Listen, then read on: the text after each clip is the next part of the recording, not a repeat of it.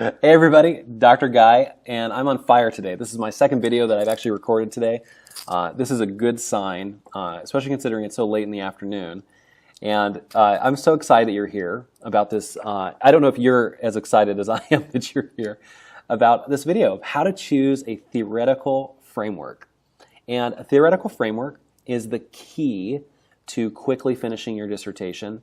It's the second key, actually. The first key is writing an amazing, and let me say it a different way. The first key is undertaking an amazing literature review, doing a real literature review. And I have a video about that at thedissertationmentor.com. See, it's this late. Number two, the second key is having an amazing theoretical framework. The thing I want you to know most is that you can't simply study what you think you're going to study without a theoretical framework. You can't. It would be like me walking into this room without glasses. Now, I can do that. I'm going to bump into things. But at the same time, really, to focus everything, to have, to understand exactly what your study is trying to get at, what's needed is a lens. And that lens is a theoretical framework. You're going to love this video because chances are, if you're writing a dissertation, you have felt lost from time to time, and you feel like if there was just some kind of map that you could go through, you would understand what you would do. And this video is a map towards doing this aspect of your dissertation. Now, if you've not seen my other videos and you're not feeling solid about your purpose statement, your problem statement, your methodology, things like this, I would recommend stopping this video and going and signing up for my other videos at thedissertationmentor.com. Or if you're seeing this somewhere else, look for evidence of some other videos by me and see what's possible, because there's some other videos that could benefit you first. If you don't know me, I am Dr. Guy, and the number one thing I love to do with my time is spend time with my family and my beautiful bride. And the reason why I bring this up is to say that if you're watching this, you're probably taking away from life to work on your dissertation. And so it makes me a little bit emotional to say that I feel like you making any progress on this is giving you back a major piece of your life. And so, or allowing you to move on to the next stage. So that's why you're here, is watching this video. It's going to be so tempting to skip something, to fast forward. And what's going to keep you from doing that is that if you watch this video and you follow the steps that I talk about, you are going to make progress. And I'm so happy that you're here. I can say this because I have lots of experience. I'm not going to spend a lot of time on this, but just to say that I've worked on many dissertations and I know what I'm talking about. So enjoy. So step one, what is a theoretical framework? In general, a study looks at something specific, about a specific person, organization, or locale. It looks at a specific thing at a specific place within a certain context at a certain time. And it's very specific, as you can gather from that sentence. But that's not enough. It's not enough to have an amazing purpose statement like I just talked about in one of my other videos. Really, what it's all about is naming a specific lens that you will be wearing while you're undergoing your study. So an example of this is, let's imagine we're doing a study where the purpose statement is something like this. And this is what a great purpose statement sounds like. The purpose of this qualitative case study is to examine the leadership approaches of CEOs in their first 5 years in this position at a publicly held top 10 Fortune 500 company in the United States, or held at top 10 Fortune 500 companies in the United States in 2015. So notice how specific that is. We know the who, we know the what, we know the where, and we know the how, and we know the when. And just notice that we could really engage in this study in a number of ways. We could engage in this study through a feminist lens. Now, I don't know a lot about the feminist lens. I haven't used it in many studies myself, but to say that I imagine we're talking about power, we're talking about dominance, we're talking about gender issues, of many kinds. There's many different frameworks within feminist theory, feminist lens. But to say that, imagine, think about the flavor of this study if we were studying through a feminist lens. Like, what would the results of the study probably feel like as we were seeing them? Think about a minority discourse lens or critical race theory, dealing with aggression and power and white privilege. Think about how that would change the flavor of this same study. Just, it's totally a different lens. Think about Ken Wilber's all quadrants, all levels, the AQUIL lens. If you don't know what that is, basically it just is, it's pretty complicated, but to say that there's 4 ways, it's actually quite simple, actually, to come to think of it, but it's 4 ways of looking at something.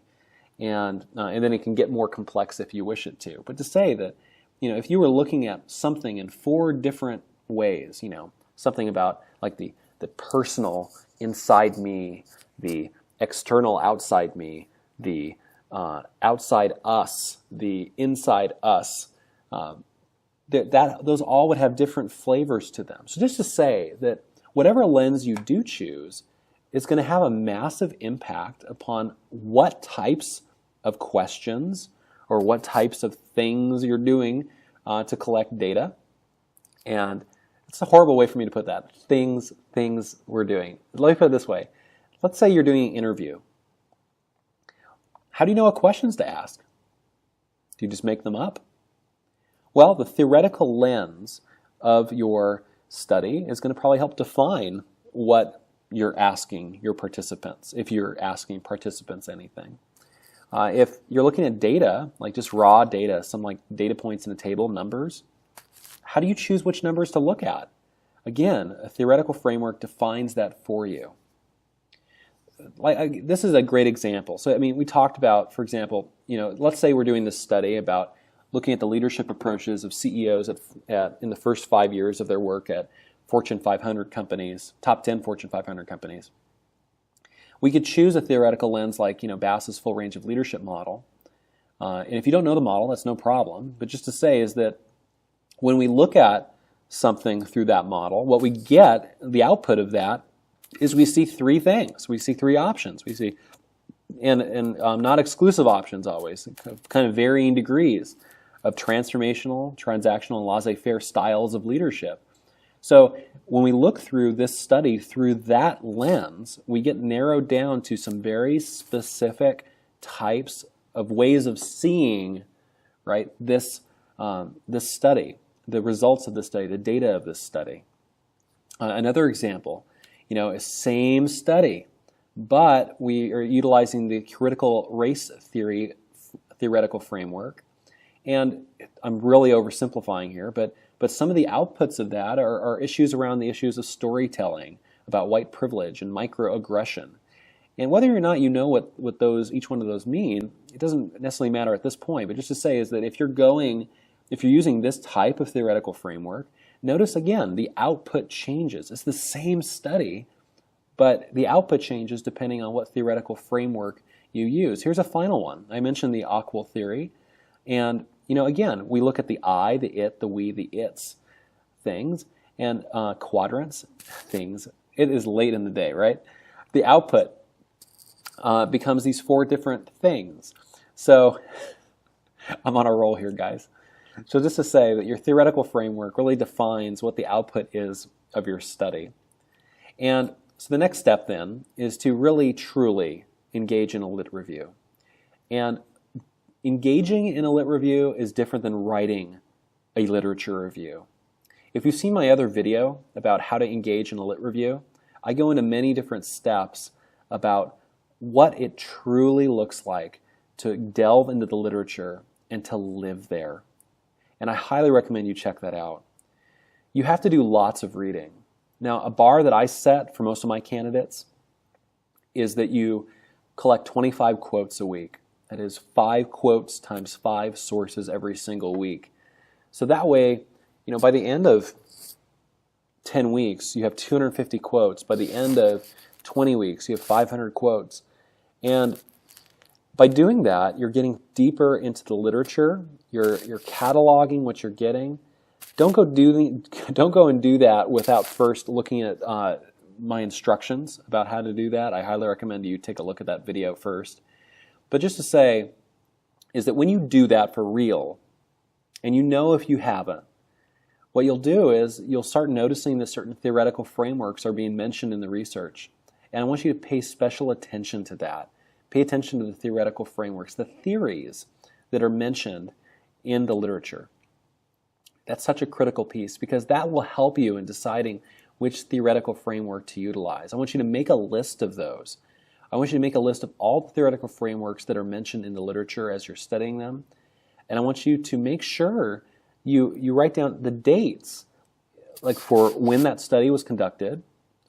So let's say the study used critical race theory and the study was done in 2004. But also I want you to write down the date of when that theory originated and when that theory, perhaps went out of style. What is the name of the chief author who is known for that framework at that point of time? So you're writing down some very key information about the use of that theoretical framework. You need to examine the merits of each. And here are some questions to help you through that process. Which one speaks to you? Which theoretical framework really matches your worldview? Now, I guess some caution on that is that naturally, not every theoretical framework that any dissertation writer will select will be matching their worldview. In fact, it's good sometimes to challenge your worldview. Yet I do think that you want to choose a theoretical framework that you think works. And specifically, it should be one that's newer, not one that's dated. Some of the theoretical frameworks that I've mentioned don't have a modern, contemporary application. They don't have an application today. And that can lead to some problems. If you write your dissertation based upon a 30 or 40-year-old model, the framework that's 30 or 40 years old, that can really cause a problem. You might have to rewrite a significant portion of your study because you've used a model that is simply outdated. Is it the most widely used one that's now? It doesn't have to be the most widely used, but again, if it's more widely used, chances are there's more material that you could find about this framework. And does it deter away from the usual ways of looking at the issue that you're examining? Sometimes that's a good thing. Sometimes that's not. And is it visual? And here's the thing. In my opinion, if it's not a visual framework, if it can't be drawn, don't select it. And the reason why is because visual frameworks tend, at least in my own brain, to make a lot more sense than just textual paragraph form frameworks. We should be able to see in some way how the different parts relate to one another.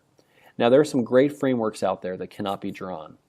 So I don't want to lump all those in there, but I do want to say, try to find a theoretical framework that has some kind of visual component to it. Flip through the books about it and you'll see some pictures. Stop there and see what they're talking about. You need to choose one. You want to choose one that has clearly defined terms, that has been extensively used. And by clearly defined terms, what I mean is that when it lists the parts of that theoretical framework, you should be able to understand what each of the parts are. You want to choose a theoretical framework that has exceedingly well-defined terms. And what this means is that it specifically lists every single piece of the framework. Like let's say, for example, like with Ken Wilber's AQUIL theory, there are lots of parts of that theory, but I guess in the most basic form, there are 4 quadrants in that theoretical framework. And if you look at the literature, especially Ken Wilber stuff, it's extensively defined. I mean, there's no question about what each one of those pieces are. You want to make sure you select a framework that has that level of specificity. You want to make sure it's well used in research, that it's not some weird fringe theory that really doesn't have any application for your study. You want to make sure it has a drawn component like I mentioned. And really, a theoretical framework can be as complex as you want it to be.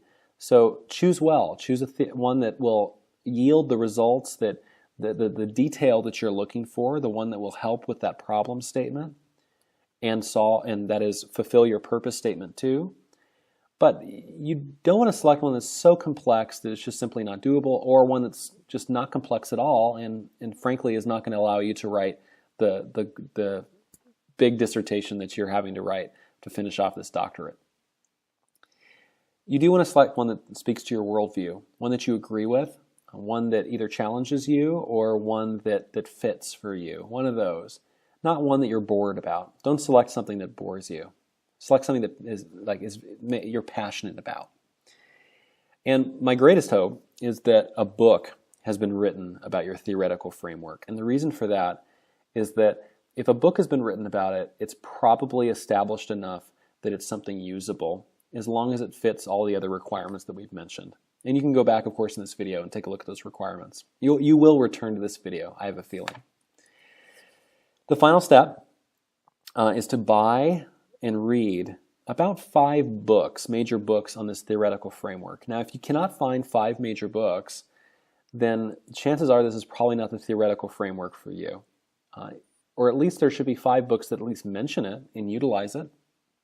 Why books? Well, a book is a lot more difficult to publish than an article. So if a publisher went out of its way to publish something about this, chances are it's pretty well established. What I want you to do is read through those books and answer these 5 questions. I'm not going to read through these questions, all of them, but just to say is that you should be able to define very clearly what this theoretical framework is, what are its parts, and you should be able to communicate that really clearly and really simply to anyone that asks. So that's the basics of getting a theoretical framework, and I hope that this video served you. Please, if you like this video, hit that like button. If you think that I have gone wrong, or if you have some questions that you'd like me to answer, please do leave something in the comment field. If an email brought you here, you can always reply to that email. But I would love if you could engage here in the comments field below, so that way we can get into a conversation about this topic, because I want to serve you in any way that I can. And I hope this video has served you. I hope you have a great night. Best wishes.